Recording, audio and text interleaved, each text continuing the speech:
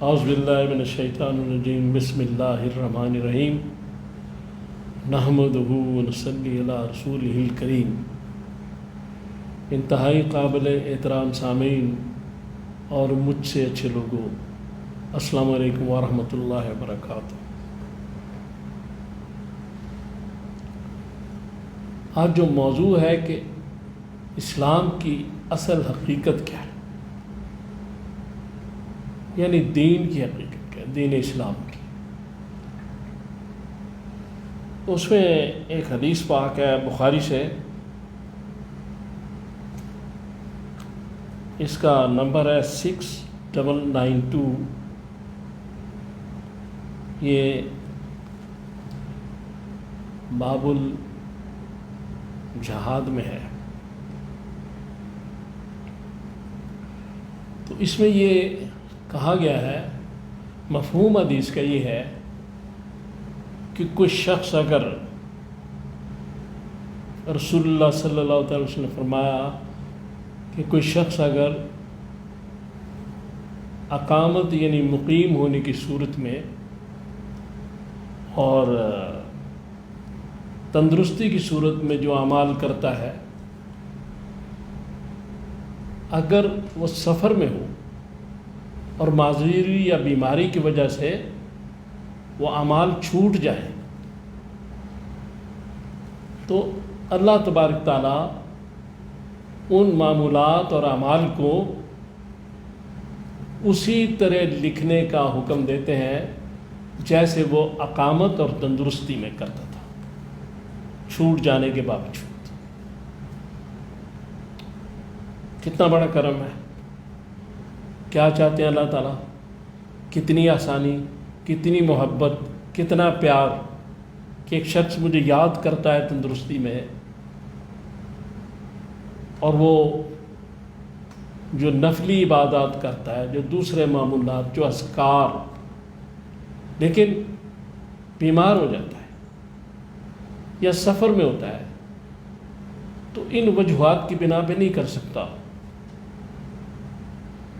تو ان اعمال کو اسی طرح لکھا جائے جیسے وہ کر رہا ہے۔ تو اس سے یہ بات ظاہر ہوتی ہے کہ اللہ تعالیٰ ہمارے لیے آسانی چاہتے ہیں۔ اور پھر اس کے بعد یہ چیز ہے کہ دین جو ہے اصل میں اللہ تعالیٰ کے احکامات اور رسول اللہ صلی اللہ علیہ وسلم کی سنت کا نام ہے۔ اللہ کی رسی جو قرآن، حضور صلی اللہ تعالیٰ علیہ وآلہ وسلم کی احادیث مبارکہ اور سنت جو ہے۔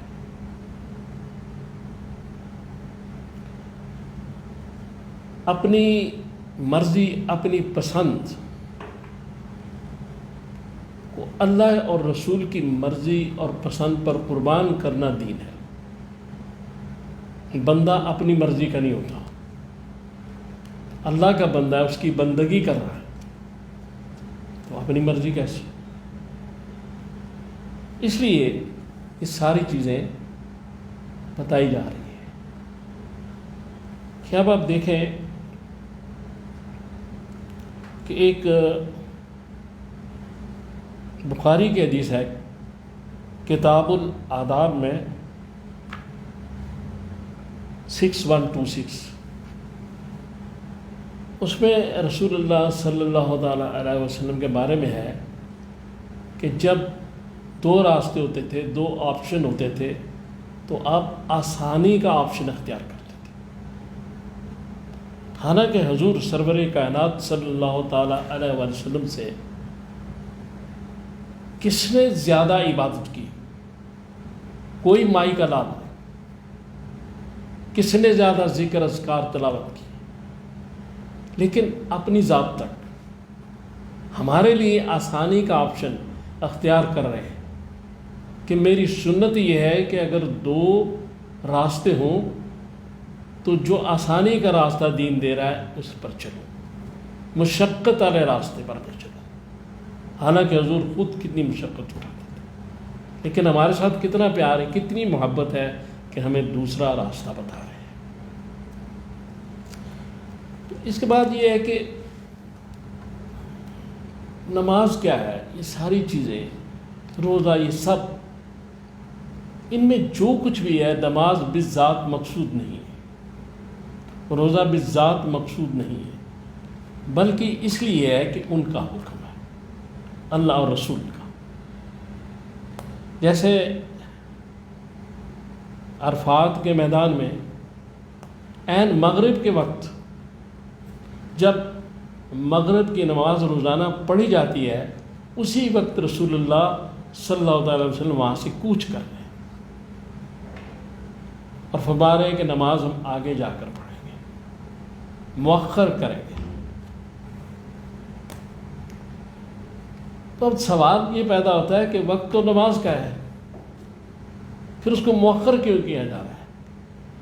یہ بتایا جا رہا ہے کہ نماز میں کچھ نہیں ہے، نماز اس وقت ہے جب اللہ اور اس کا رسول حکم دے، وقت میں بھی کچھ نہیں ہے۔ اگر وقت کو آگے کر دے تو پھر نماز اس وقت ہوگی، پیچھے کر دے تو نماز اس وقت ہوگی۔ ساری چیزیں بتائی جا رہی ہیں کہ یہ جو ہمیں معمولات کا شوق، اپنی عادت پوری کرنے کا شوق، دوسری چیزوں کے شوق، یہ اپنی جگہ ہے، لیکن اللہ رسول کے جو احکام ہیں ان سے آگے پیچھے نہیں ہو سکے۔ اور دین شوق کا نام نہیں، دین اتباع رسول کا نام ہے۔ اب وہ جو میں نے پہلے حدیث بیان کی ہے، عزیمت اور رخصت علی، اس میں یہی بات ہے کہ وہ جو بات ہے وہ فرض نمازوں کے لیے نہیں ہے، وہ رخصت فرض نمازوں کے لیے نہیں ہے، نفل نمازوں کے لیے، نفلی عبادات کے لیے۔ فرض نماز ہر صورت پڑھنی پڑے گی،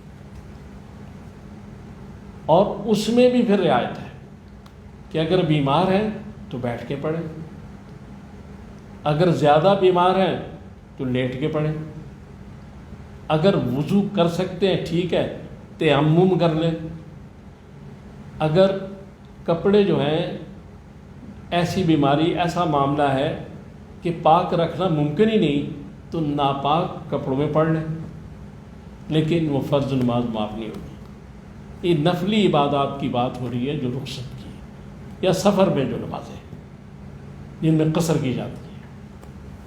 اب یہ جب یہ چیز ہوتی ہے تو یہ رعایت ہے اللہ تعالیٰ کی طرف سے، اتنا سفر ہو جائے تو 4 فرض کی بجائے 2، بہت بڑی رعایت۔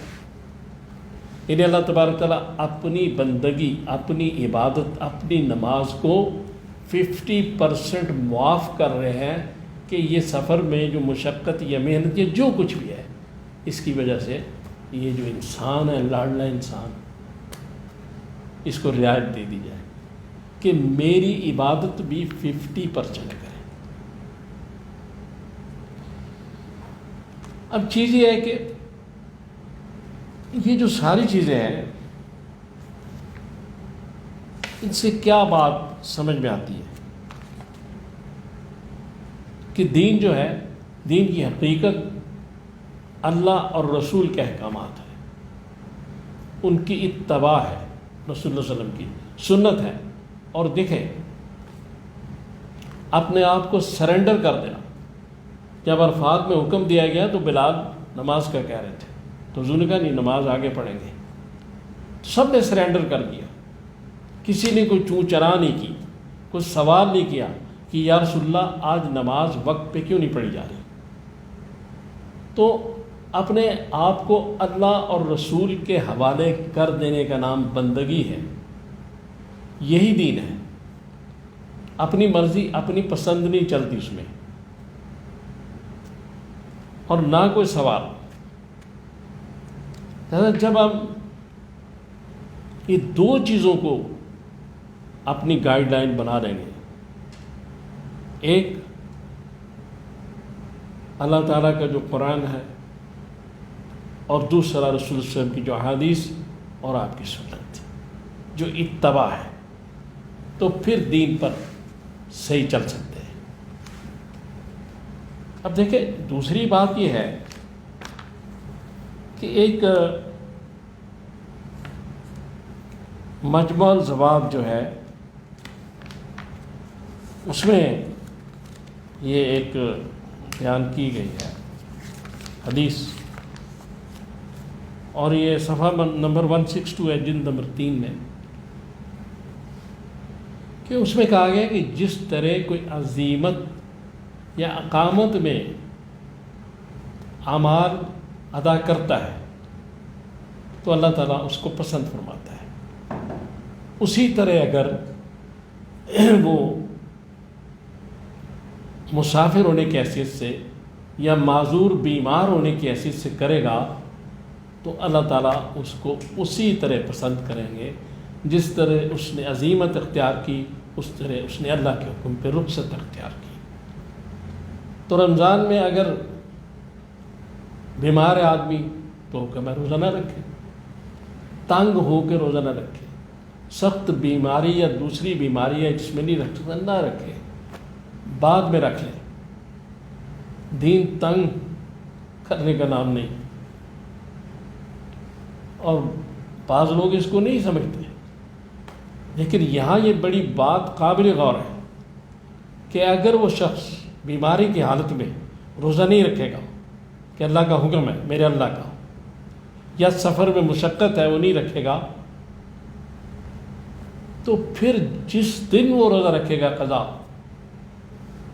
اس دن بھی اللہ تعالیٰ اس کو رمضان کے دن کی برکتوں سے نوازے گا۔ لیکن حکم ان کا ماننا ہے، ان کے سامنے بہادری نہیں کہ میں بیمار بھی ہوں پھر بھی میں روزہ ضرور رکھوں گا، نہیں، جو وہ کہہ رہے ہیں وہ دین ہے، جو تقاضا ہے وقت کا اس کو دیکھنا دین ہے۔ اس لیے ہمیں کوشش کرنی چاہیے۔ ایک اور چیز کہ دین میں ہمیں وہ راستہ اختیار کرنا چاہیے جو رسول اللہ صلی اللہ علیہ وسلم کا ہے، قرآن اور حدیث سے، اس کے باہر نہیں جانا چاہیے۔ ایک چھوٹا سا واقعہ، سید علی حجویری کو کہتے ہیں کہ مجھے ایک مشکل پیش آئی تو میں ایک درگاہ پہ گیا، میں نے وہاں 2 نفل پڑھے، میری مشکل حل ہو گئی۔ پھر دوبارہ مجھے ایک مشکل پیش آئی تو پھر میں اسی درگاہ پہ گیا، میں نے 2 نفل پڑھے اور وہ میری مشکل حل نہیں ہوئی۔ تو اس سے یہ سبق ملتا ہے کہ مشکل جو ہے وہ جو نفل یا درگاہ کی وجہ نہیں بلکہ اس کے حکم سے گئی تھی۔ اگر ایسا ہوتا تو دونوں دفعہ ہوتا، لہذا سب کچھ اللہ رسول کے حکم میں ہے۔ نماز بھی ان کے حکم کے مطابق پڑھی جائے گی، روزہ بھی ان کے حکم کے مطابق رکھا جائے گا، رسول اللہ صلی اللہ علیہ وسلم کی سنت میں قرآن پڑھا جائے گا، ساری چیزیں پھر ہی فائدہ دے گی، ورنہ ان کا کوئی فائدہ نہیں ہوگا۔ اللہ اور رسول کی لائن کو نہیں چھوڑ سکتے۔ ہمیں اپنے ذاتی تجربات سے اجتناب کرنا چاہیے۔ یہ کسی کے لیے بہتر ہو سکتے، کسی کے لیے نہیں ہو سکتے، ان کو دین میں شامل نہیں کیا جا سکتا۔ دین کا حصہ صرف قرآن اور حدیث اور رسول اللہ صلی اللہ علیہ وسلم کی سنت ہے، اس کے علاوہ کوئی شاید دین کا حصہ نہیں بن سکتی۔ تو اللہ تعالیٰ سے دعا کریں، اللہ تعالیٰ مجھے اور آپ کو توفیق عطا فرمائے کہ میں نے جو باتیں کی ہیں ہم ان پہ عمل کر سکیں۔ صلی اللہ تعالیٰ علی خیر خلقہ محمد و آلہ و اصحابہ اجمعین برحمتک یا ارحم۔